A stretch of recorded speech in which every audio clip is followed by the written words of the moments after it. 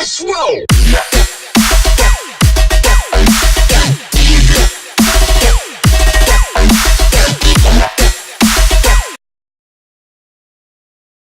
Alright folks, so let's start with the visual tweaks. On the surface, not much is different. The home screens, app drawer, Google Now, the quick settings and toggles and all of that jazz is pretty much about the same. I have a Nexus 5, so I don't have the Pixel launcher. I imagine those with a Pixel probably do. Nevertheless, it looks like Android O is going to be the fourth version of Android in the Material Design era.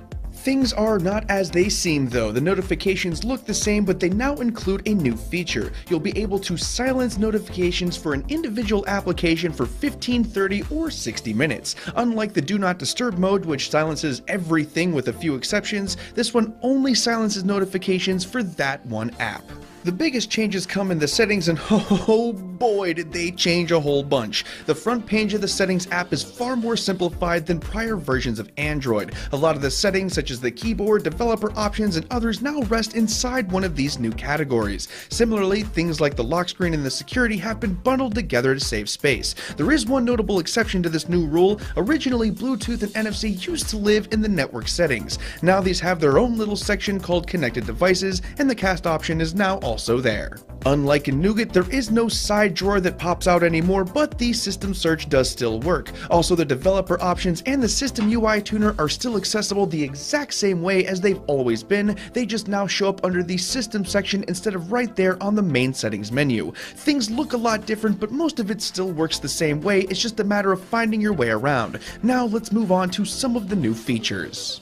Okay, these are things that you should be able to sink your teeth into right now. Unfortunately, there is a lot more planned than there is actually available, but we'll quickly glance over the stuff that you can play with right this very second. Oh, and just real quick, before we get into the rest of the stuff here, we're just going to mention really quick that the status bar now shows more things. It's not really a big deal at all, but it's there and it's my job to mention it. Like most of the features in testing, a lot of what you'll find is in the system UI tuner and the developer options. For starters, you'll be able to define shortcuts on the lock screen yourself. That means you can have it open to your phone and your camera like it used to do, or something like your favorite game and the gallery app or whatever. The choice is completely yours. Also in the System UI Tuner is the ability to change the layout of the navigation keys. You can add buttons and actually move the buttons to the left or the right side, or even compress them in the center if you want to. I'm no expert, but I'm going to wager a guess here and say that this is for larger devices to make one-handed use a little easier. I could be wrong though. In the developer settings, you'll be able to access all of the new Bluetooth codecs that Android O will support. They include aptX, aptX HD, and Sony's LDAC. You can configure little things like sampling rate and some other stuff, although most of it is for the LDAC. It doesn't matter which one you use because it all sounds better than the crap we have right now. You'll also be able to access native support for home screen badges. For those who don't know, those are the little numbers by the icons that show you if there's something in the app for you. They're accessible in the application section of the settings menu.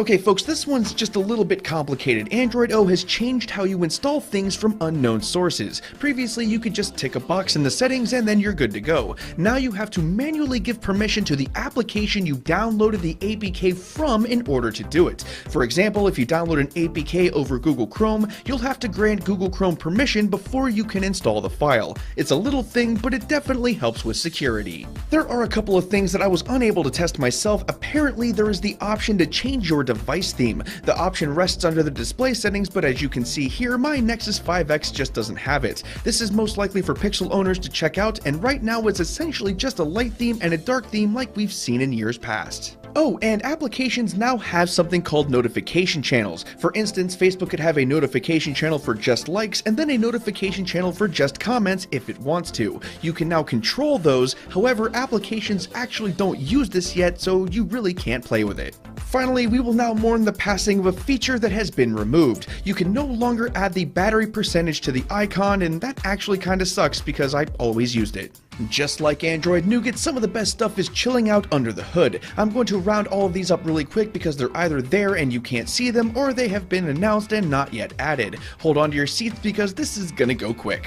The big new feature is a new method of controlling background processes. Without getting too far into it, applications won't have nearly the freedom that they used to have when running in the background. Applications will have to rely on the job scheduler to get things done instead of doing their own thing. You hear that, Facebook? Recess is over, you battery-sucking bastard. Android O will also have adaptive icons. That's really just fancy talk for many different icons, so it can be shown as a square, a circle, or triangle, or whatever without looking messed up. Picture-in-picture is a feature that showed up on select Android devices in Android Nougat. Starting in O, every device will be able to use it. However, application developers will have to be the ones that add support before it can be used. Android O will also feature better support for hardware keyboards. Finally! There is a new autofill API that will let password manager applications more easily fill in things like the email or password when logging into apps. In other words, LastPass is gonna work a lot better. It will also support a wider color gamut. It was noted that this is not native HDR support, but rather just more colors.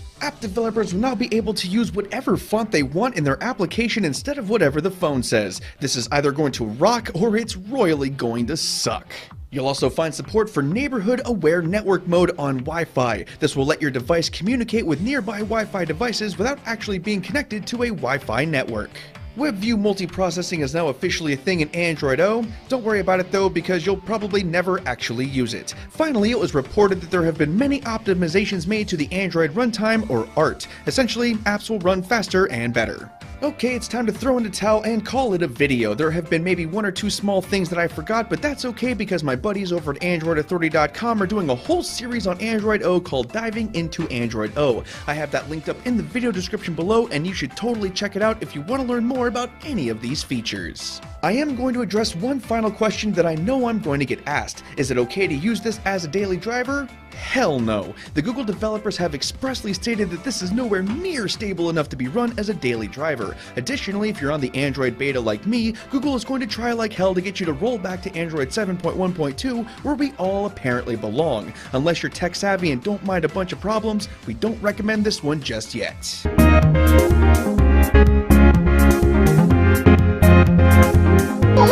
Let's go!